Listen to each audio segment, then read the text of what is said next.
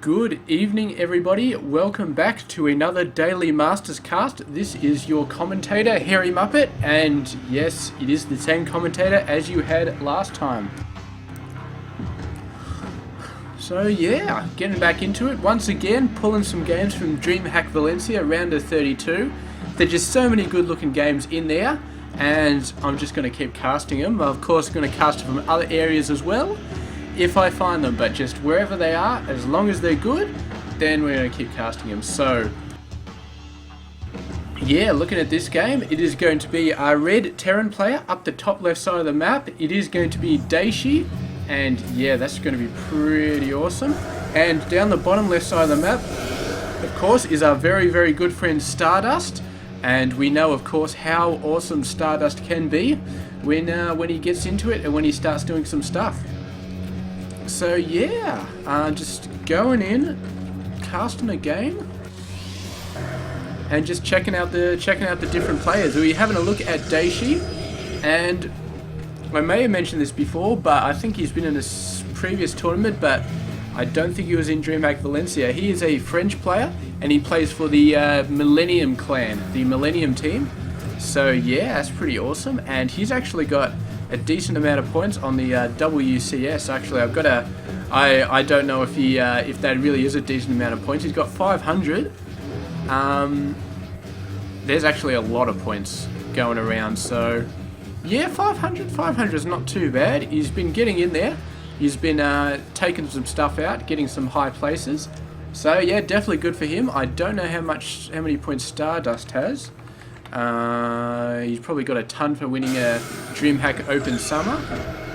Yeah, he's at 1,000 points, 1,050 to be exact. So yeah, that's going to be pretty awesome for him. But these two guys going in there, having a go, and we do have a very early Reaper coming out. We do also have a Cybercore coming out, so he will be able to get a Stalker out round about the time the Reaper is here and annoying all his probes. So I think he should be fine as far as that bit of harassment goes. He'll just need to make sure he's got enough minerals for the Stalker, but I feel like that's not going to be a problem unless he goes for a crazy fast robo here, which somehow I don't see happening, because going for a crazy fast robo as well as a really fast expansion is just going to be a little bit too crazy. There he goes, he's going for the mothership core, so that cost him about 100 gas, I think. That bloody thing is quite expensive. It's very fast to build actually, but yeah, very expensive. Definitely about 100 gas. And the mothership core should actually be able to knock this Reaper off, or at least hit it a few times, keep it away. And yeah, another Stalker would also do quite well in keeping that guy away, because of course this guy is way faster than the mothership core. And mothership core, I mean, he can just run circles around him. So definitely having a Stalker would definitely help him out, keeping this Reaper away, but the Reaper's just going to be sitting back there, not really pushing his luck, just waiting for some workers to transfer down there, and then he is going to start just doing all sorts of bad stuff to those workers. But I have a feeling the Sentry and or Stalker is going to get there before any workers start moving down there, so should be fine. And meanwhile, Dayshi does have his own expansion already down there. He's got a couple of Marines, which is, you know, it's not too bad. Here we go, the probe actually coming out first, and not expecting the Reaper to still be there, but the Reaper is there, and taking out 2 probes. Very nice. There's actually 3 kills total. Must have killed a third worker at some point, but yeah, just barely managing to get away, and the Stalker is going to cut him off. I just put my phone on silent. There we go. So yeah, really nice job. Actually doing quite a lot with that Reaper. 3 worker kills. Really nothing to laugh about, man, because that's 3 workers that Stardust doesn't have in the very early game.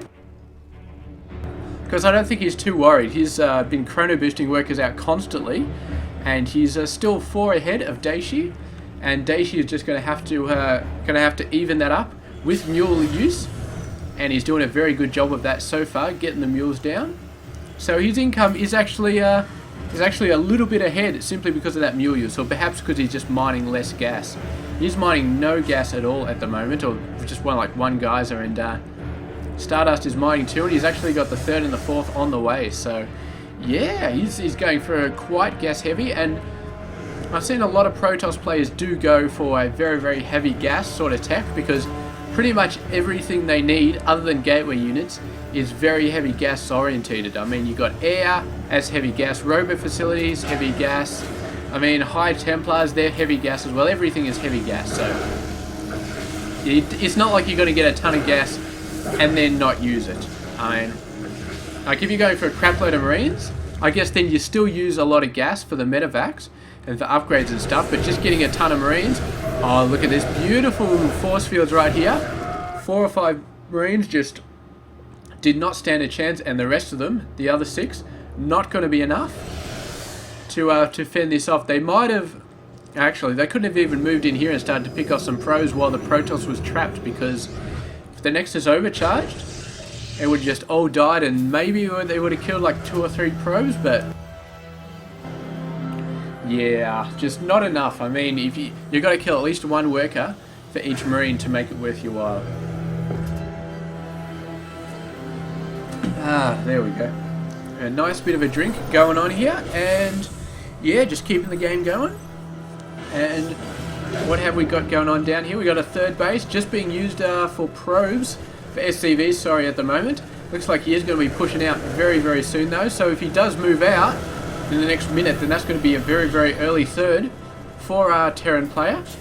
We do have, looks like we're going into medevac tech pretty quickly, so we are going to be seeing some triple M going on. 1 Stalker going in to have a bit of a scout, gets repelled right at the gate here, and I don't think he saw anything that he wasn't expecting. Maybe he wasn't expecting quite this many Marines, but it's not a stupidly large amount of Marines. I feel like Stardust can definitely handle it. And yeah, he's getting a ton of Zealots out. He's got Zealot speed, and he's got 2 weapons and armor on the way, so he should be in quite a good spot. And yeah, Dayshi, he's got 1 weapons, he's getting 1 armor on the way, so not quite as just all-out baller in terms of the upgrades as Stardust is, but he's going to be getting there in his own time. And if we have a look at the income, they're pretty much about even at the moment. Daishi's still building the workers, and I suppose that's because he's hoping to get a 3rd base right there. Really starting to push off the macro. Really trying to get an economic lead, 3 workers at a time, and Stardust is going to have the upgrade advantages though, so we'll have to see. I'm not sure how many actual units Stardust has. Not a lot. He's been getting into a lot of tech and is actually building Archons off these high Templars, so yeah, we will see exactly how they go. The Archons are going to be very, very good at taking out the Marines, but I don't know, man. I mean, if you've got a critical number of Triple M, the Archons die in about 3 seconds after you pop the stim off. So Archons may not be as good as Stardust thinks they're going to be if Dayshi just has the bigger army. I mean, yeah, it's just all comes down to that. Who's got the most forces? And right now, I mean, Stardust has a lot more tech. Yeah, and he's backing it up with a ton of Zealots though, so the Zealots are going to be padding out his army numbers to the point where he's able to get in. But look at this, man, Dayshi triple bunker setup, and this is going to be huge, absolutely huge. He's put the force fields down to split these guys off, and most of the forces chucked up there, and he didn't quite manage to block off that part. So really, really nice. I thought Dayshi had a beautiful setup there, but yeah, he's actually pushed back a bit. The Zealots finally all going down. There's just a few of them left, and the Marines falling back bit by bit. Yeah, I think a couple of EMPs going down probably did a very, very good job there. The Ghost trying to make something happen, but there is an Archon up there, and the Archon is just causing all sorts of havoc. This finally goes down, and Stardust just streaming in forces, but it looks like Dayshi will hold off for now. And the High Templar are going to back off. I don't believe he has Storm, so these guys were just for Archon use. And meanwhile, Stardust getting his own 3rd. Out over here instead of in this protected area, which I suppose is, yeah, is where Dayshi would be expecting him to expand. So going off here, might buy himself a little bit of time before that gets attacked. And yeah, continuing to go on and do some stuff. Dayshi definitely knows the High Templar are out there.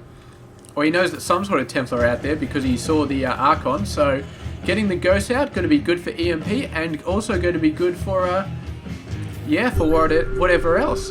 But I'm not too sure about the upgrades for Dayshi, man. He's not pushing them as hard as he could be. He's got 2 weapons and 1 armor. And yeah, Stardust with 2-2 on the 2-2 currently done. He's getting 3-3 now. He is, I thought he might have got it a little bit earlier, but of course he's had his hands full building a ton of Templars. So the gas has been a little bit constrained, and of course he didn't get a super fast third, so he only got it a couple of minutes ago. Bunch of pylons going down. So yeah, I guess they're either just being used to spot when people come out and maybe to send in a whole bunch of Zealots, because we know that it's, yeah, a lot of Protoss players just warp in a massive amount of Zealots, send them into the 3rd base or the 4th base, and yeah, just start taking stuff out, because just why the hell not? Zealots are so cheap and they're so good when they've got speed at just wiping out workers really, really, really quickly. But feeling a little bit funny here, but yes, we are going to be just moving on. Oh, that guy did not stand a chance, man. Snipes all over the place, and I think there was an EMP that may have gone down on him as well. But these guys are going to be ready. Maybe going to put down a storm on the Ghost. That would be quite nice. Maybe he should have done that because there was no way he was getting out of there. And a very, very decent army coming in. But the storms, if storms come down, where are the High Templars? I don't know. I don't know if he actually has any. He's got 2, but I got no idea where they are. They're probably at the back of the base somewhere. He's got to get a storm down on this army. It's mainly Marines and Ghosts, so a storm would be absolutely brutal. And there we go, really, really shedding a lot of health. He's going to pull up and then drop him back over there, get him a bit of healing. So very, very nice move. Not sure, that gave Stardust a little bit of a break there. A little bit of time to get his bearings. But then he's going to come in straight away. These Zealots going to try and move around the flank, hit him from the side, maybe with something else coming up the back. Stardust meanwhile getting a ton of Archons. I'm not sure if Archons are going to be the answer here. I mean, they're good, but I feel like the Storms, he can just continue on with the Storms and do a great job there. Stardust doesn't know that there's only a few guys here, but he does now. And the EMP's going down. These Archons getting, their shields getting quite low. Just off 2 EMPs. I feel like there was 2 EMPs and they did like 100 shield damage each. So yeah, really, really nice there. And the Observer coming over, seeing the force sort of pulling back. And yeah, meanwhile, Stardust moving on. He's getting his 4th, and this is actually the safe 3rd position, so he's getting the 4th at the safe 3rd position. And that's nice, because what it means is he's a little bit more exposed when he got that 3rd, but now he's a lot safer getting the 4th base. He can defend it a lot easier. So if he wants the mid to late economic push at the 20-minute mark, then it's going to be a lot easier to get that economic push. Whereas if Dayshi wants the economic push right about now, he has to land out here. And it's a bit more exposed. And Storm coming down. He didn't hit too much, but let's have a look at the workers. I think he killed quite a few workers here. I'm not sure how many. There's still actually a ton of workers there, so maybe they just ran off and he just couldn't quite get them. This factory, still just sitting there, not really doing much, but the fact that he's still alive this far in the game is pretty awesome. Having another look at the upgrades. Dayshi has got 3-1 versus 3-3 for Stardust. 2 armor, halfway done. But yeah, I still feel like these upgrades are a little bit slow. Could have done them a bit faster, but maybe it's unfair to compare against Stardust because we know he can put the upgrades out incredibly fast when he wants to, and he's certainly done that in this game. So yeah, really good. He's actually getting weapons level 1 as well for his aircraft. Perhaps thinking that Colossus are inevitably going to be coming out on the field, but Stardust has never really gone for the Colossus tech so far. If you look at the structures, I don't think he's even got a robotics support base, so he's just been sticking to his Templar tech. And the Ghost coming in, getting a nice snipe. There's tons of High Templar there, getting off some nice storms as they come in, but not hitting a maximum amount of units. mainly the Ghosts, and he's just going to be converting the rest of them into Archons. But a nice High Templar on the high ground up there, getting a beautiful Storm off on these forces. And another beautiful Storm there, and the Archons flanking them with a whole bunch of Zealots. This is a great attack. After the Storms soften these guys up, they're just really, really low, and Zealots coming from the other side as well. And I think this is going to be all over for Dayshi. He's just going to have to pull back and sort of lick his wounds a little bit. And, I mean, Stardust didn't really lose a lot in that battle. I mean, he lost a lot of High Templar here that got sniped. But he didn't really lose a lot, mainly just Zealots and a couple of Archons against what Dayshi lost. So you can see he is ahead here in terms of his both his economy and his army size. So really doing a great job, and the Storms here is just so bad, just really awesome. And look at this, warping these guys in to Archons and just saves them, because of course it takes so much firepower to actually take an Archon out. So you're basically saving those High Templars' lives. And here we go, the force is coming in, forcing the command center to lift up. He's just going to leave that Zealot there to stop it from landing. And meanwhile, just continuing to go in and do a ton of damage. This Archon, I don't know if it receives the kills that it gets from the High Templar, but 18 kills is pretty freaking awesome. High Templar coming up there, and they're just storming everything. And with a whole bunch of Archons up the front, I thought he was going to take out the Vikings, but not quite. It doesn't matter, the Vikings can't do anything anyway. There is no air units to attack, and the Zealots, meanwhile, are just going to be attacking everything. You can see he's just gone for attack move. He knows that he has an overwhelming advantage, and there we go. Dayshi is given the GG.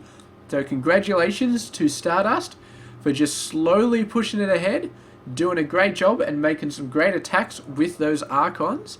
And this attack over here, just before, actually it was like 10 minutes ago or something like that, really, really nice.